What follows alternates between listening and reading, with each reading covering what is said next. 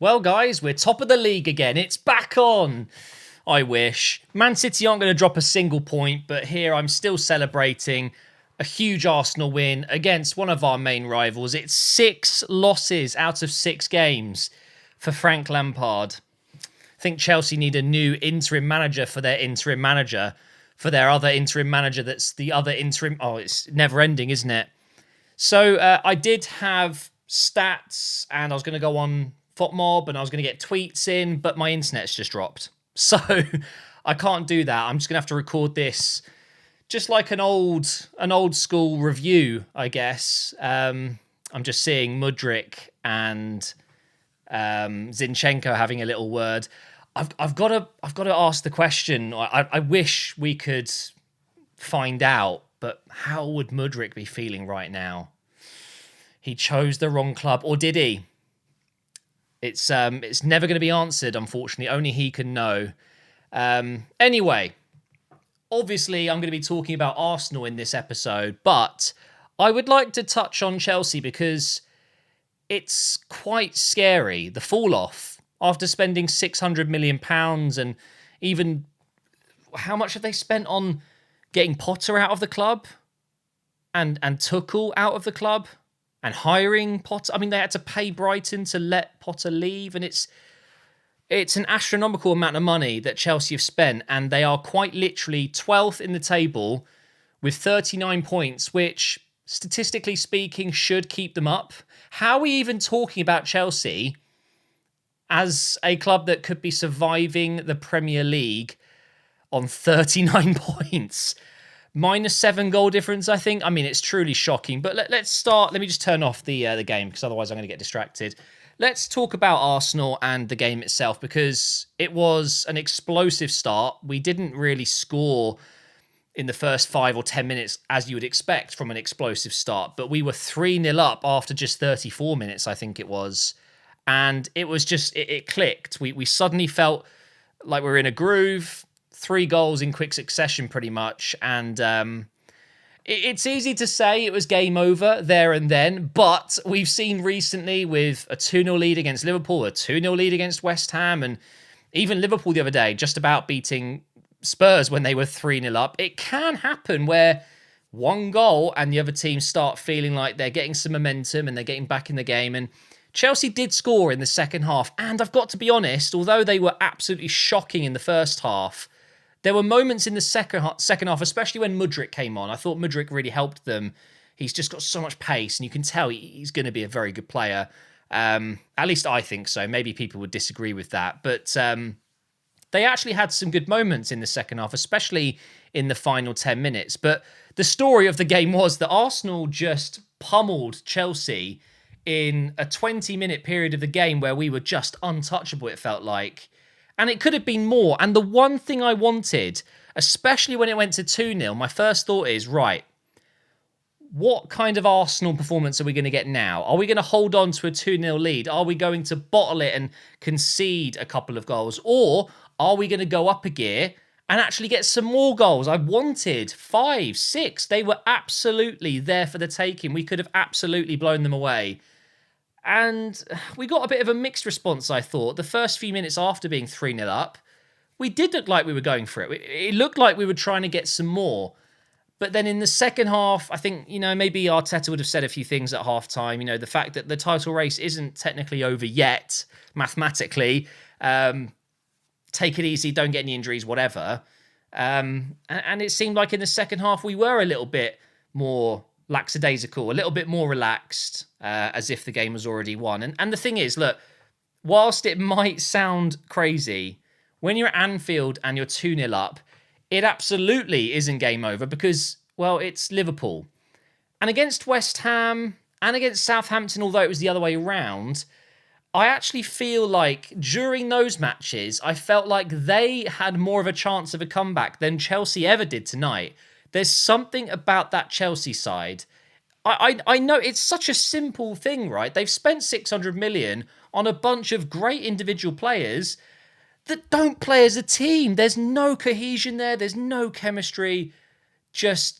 And I'm sure a mix of some lack of confidence, some injuries. their season's over. They're just trying to scrape together as many points as they can and just forget this season, I'm sure. And you know what? You might laugh at me, and again, you might think I'm crazy, but it just wouldn't surprise me if we see Chelsea turn up next year and finish in the top three. Wouldn't that be just the most Chelsea thing ever? I remember not too long ago when Conte first joined Chelsea, it was off the back of a really bad season. I think they finished 8th, ninth, whatever. And then they won the Premier League. It can definitely happen. And there's no doubt with the players they brought in, although today, looking at Enzo Fernandez doesn't look anything near £120 million value, does he?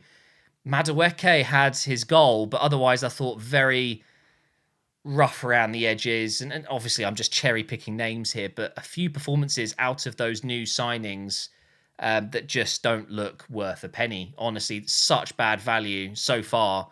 Mudryk, let's talk about Mudryk, and because I think he did have an impact. You can tell that there's a very, very good player in there. If he gets some confidence, if he gets a run of games where he is contributing assists and goals, I think we will see an incredibly good player.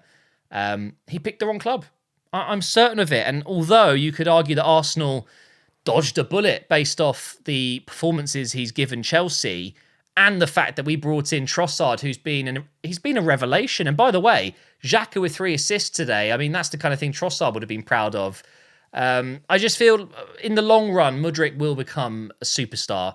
There's something about him. So Chelsea fans, if you're watching this, I'm sure there's a couple of you.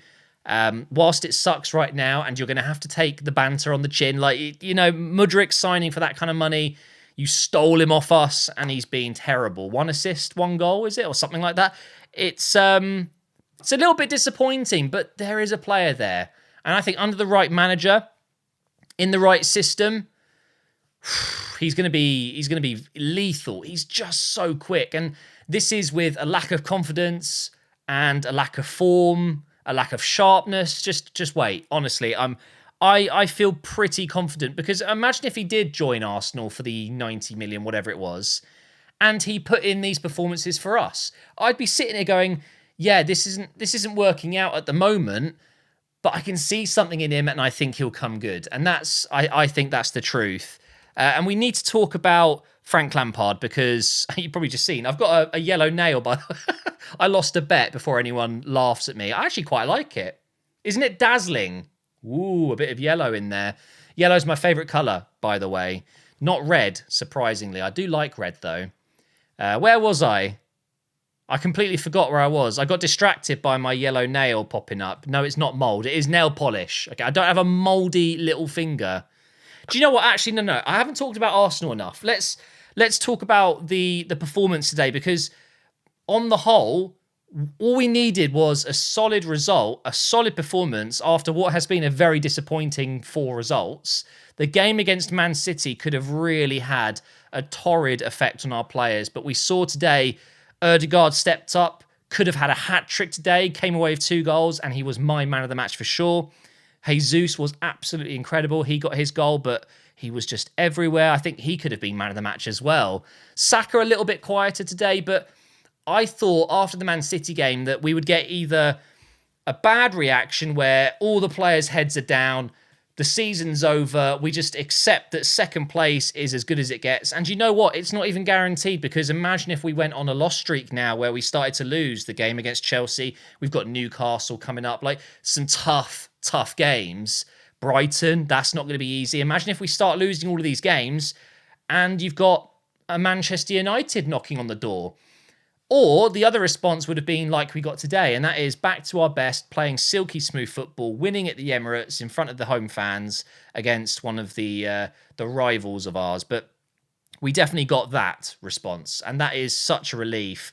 And Ødegaard, I mean, both his goals were pretty much exactly the same in terms of the build-up, and that just screams ineptitude from Chelsea, their defence. How are you letting Ødegaard score the same goal twice? I mean, Granit Xhaka finding a pocket of space and just squaring it, and Ødegaard slapping it into the net, and that's embarrassing. It truly is. And Ødegaard was definitely deserving of man of the match, and he has been some signing, hasn't he? Just under 35 million euros, wasn't it? I mean, what were Real Madrid thinking? That is quite genuinely shocking, I think, and they're going to they probably do regret it, but they're going to regret it. He's Arsenal's captain already at 23, captaining his international side as well. And we've got two Norwegians dominating the league right now in terms of the best striker, one of the best playmakers.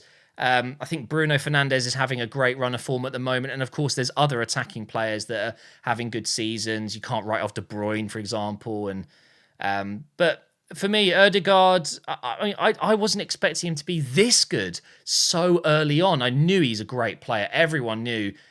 I mean, he signed for Madrid at, 15, 16? It's remarkable. So it's just so good to see him really doing what he's capable of after just a season or two, And obviously he came on loan and felt comfortable enough at the club to sign permanently, and that's just such a great thing. And I'm so, so glad we got him. Gabriel tonight I thought was really good. He has come off injured. I'm hoping that that's nothing too serious. But I've got to be honest, the one player that I haven't even mentioned yet that really impressed me today was Kiwior, the young Polish centre-back we signed in January. Not one of the most typical things that you see in football these days, and that is two centre-backs that are left-footed playing in the same team. I don't know why that's a thing. I almost agree with it. I'm sitting there thinking, yeah, I wouldn't play two left-footed centre-backs, but then many, many, many clubs around the world play two right-footed centre-backs. What's the problem there? It doesn't make sense, does it? But Kiwior was absolutely fantastic today. He's come in for Holding, and I tweeted this out. I'm not saying it would have changed the result against City, but Kiwior is so much more comfortable with the ball at his feet. He picks out a great pass, and he looks like a very tidy player. And I think confidence is going to be huge for him as well. If he gets a run of games here with Saliba still out, and now if Gabriel is out, we're going to have to go with Holding and Kiwior. It's a little bit daunting, that, but I was really impressed with him. Really, really impressed. You can tell he was a midfielder, converted defender. Very, very good game from him. Was there any other standout performances? Jorginho, thank you, Chelsea, for him. I know he's not the youngest player anymore and he won't be around for years to come, but what a performance from him against his old club. I mean, they could have done with Jorginho today. Just someone to calm everything in midfield, just slow everything down, a general in midfield, someone that directs the tempo. And yeah, I thought he was really good. We actually didn't miss Partey, who has been, I think, one of our worst players recently, actually. So fair play to Jorginho. And I've got to give it to Arteta as well. He's got the balls to drop a player like Partey, who you could argue has been one of the most important players this season for us. He's hit some bad form. You're out of the team. And it's kind of the same with Trossard. We've had so many great games with him involved since he signed, and we weren't getting him into the team recently. Today, Martinelli dropped. Trossard comes in, and I think it was the right call. And Martinelli came in, and he did fine. You could tell that he was probably very disappointed that he didn't start today, but Trossard has deserved his go, and that is a great problem to have. We've got some really good options, and I just love the fact that when Trossard comes off, we're putting on Martinelli. I mean, gone are the days where we have no impact from the bench whatsoever. But yeah, I think I've mentioned everything. I do feel kind of sorry for Chelsea fans because there's no way they should be in this much mess. And whilst it was extremely impressive how much money they were able to spend, I don't think it's going to be impressive when they look back in a couple of years' time, whether it's 5 years or maybe it's 8 years' time, when these contracts that they've given start coming to the end and these players are worthless, rubbish, didn't do anything for the club, and they're in a financial nightmare because of it. I honestly think that the way they've ran the club, that the business side of Chelsea, it's bad. They're going to suffer. And for the long term of their future, that's not a good thing, but that is obviously great for Arsenal. So, top of the league again. It's now over to City, who have to play twice, I think, before we play our next game. Are they playing?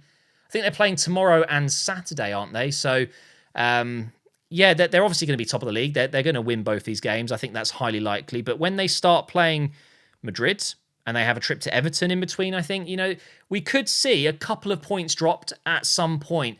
And we just have to do our job, keep winning, and maybe a miracle can come true.